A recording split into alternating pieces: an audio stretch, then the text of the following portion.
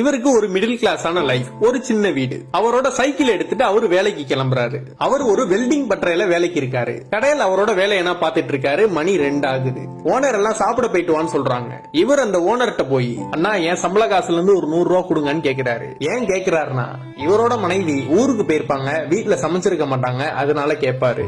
அந்த ஓனரு 100 ரூபா கொடுக்காம 200 ரூபா கொடுத்து இன்னைக்கு சம்பளத்தை நீ கழிச்சுக்கோன்னு சொல்லிடுவாரு. ஏன்னா இவரோட முழு சம்பளமே 200 ரூபா தான். அந்த காசை வாங்கிட்டு ஹோட்டல்ல சாப்பிடலான்னு போறாரு. இவர் சாப்பிட போறப்ப கரெக்டா ஒரு கால் ஒண்ணு வருது. யாருன்னு பார்த்தா இவரோட மனைவி. மாமா நான் வீட்டுக்கு வந்துட்டேன்னு சொல்றாங்க. நீ பிள்ளைங்க எல்லாம் சாப்பிட்டீங்களான்னு கேக்குறாரு. சாப்பிட்டாச்சு மாமான்னு அந்த மனைவியும் சொல்றாங்க. வீட்டுல சமைக்கிறதுக்கு மளிகை ஜாமா இது இல்ல மாமா, வாங்கிட்டு வந்துருங்கன்னு சொல்றாங்க. இவரும் வாங்கிட்டு வந்துடுறேன்னு சொல்றாரு. அவங்களோட மனைவி நாளைக்கு வீட்டு வாடகை கட்டணும், சம்பளம் வாங்கிட்டு வந்துருங்கன்னு சொல்றாங்க. அது இல்லாம இவரோட அந்த 2 பிள்ளைங்களும் ஸ்கெட்ச் பென்சிலும் டிராயிங் நோட்டும் வாங்கிட்டு வாங்கப்பான்னு சொல்றாங்க. அவரோட இன்னொரு பையனும் எனக்கு வரையணும் போல ஆசையா இருக்குப்பா, எனக்கு வாங்கிட்டு வாங்கப்பான்னு சொல்றான். ஹோட்டல்ல சாப்பிட போன இவங்க சொன்னதெல்லாம் கேட்டுட்டு கையில வாங்கின அந்த பணத்தை பாக்குறாரு. 200 ரூபா தான் இருக்கு. இவர் இங்க சாப்பிட்டாலும் அவங்க சொன்ன பொருட்கள்லாம் வாங்க முடியாது. அதனால அந்த பணத்தை பாக்கெட்ல வச்சுக்கிட்டு திரும்பி வேலைக்கே கிளம்புறாரு. திரும்பி அந்த வெல்டிங் பட்டறையில போய் வேலை பாக்குறாரு. இவரோட வேலையெல்லாம் முடிச்சுட்டு அவங்க வீட்டுல சொன்ன அந்த பொருட்கள்லாம் வாங்கிடுறாரு. அவரோட சைக்கிள் எடுத்துட்டு வீட்டுக்கு ரோட்ல போயிட்டு இருக்காரு. அவர் சாப்பிடாதனால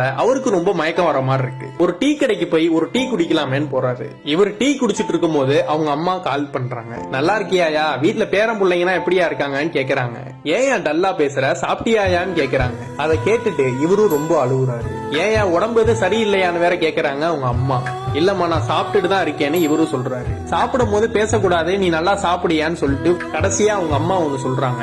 எப்படியாவது ஒரு பணத்தை ரெடி பண்ணி சொந்தமா ஒரு வெல்டிங் பட்டறை வச்சிடலான்னு சொல்றாங்க அவங்க அம்மா. நீ ஒரு நல்ல நிலைமைக்கு வந்துருவ, எதுக்கும் கவலைப்படாதன்னு சொல்றாங்க. அம்மாவோட ஆசீர்வாதம் உனக்கு எப்பவும் இருக்கும், நல்லா சாப்பிடியான்னு சொல்றாங்க. நான் வச்சிருட்டுமான போனையும் கட் பண்றாங்க. இவர் அந்த டீ என்ன குடிச்சிட்டு அந்த டீக்கான காசை கொடுத்துட்டு அந்த பேலன்ஸ பாக்குறாரு. இவர் கையில 2 ரூபா இருக்கு. இவரோட ஒரு நாள் சம்பளம் 200 ரூபா. இவரோட அந்த செலவுனா போக இவர் கையில உள்ளது அந்த 2 ரூபா.